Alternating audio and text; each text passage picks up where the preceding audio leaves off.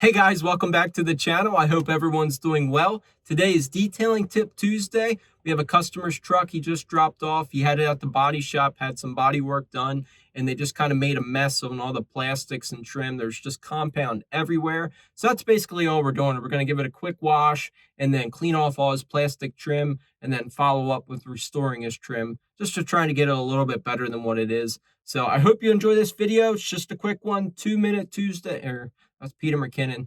Detailing Tip Tuesday. Every single Tuesday, we're going to upload a quick detailing tip and let us know how you like it, guys. Something new that we're going to try out, and hopefully we'll be consistent. I'm going to promise you, at least till the end of this year, we're going to be consistent with this thing and see how it goes. But I appreciate you, and I hope you enjoy this video.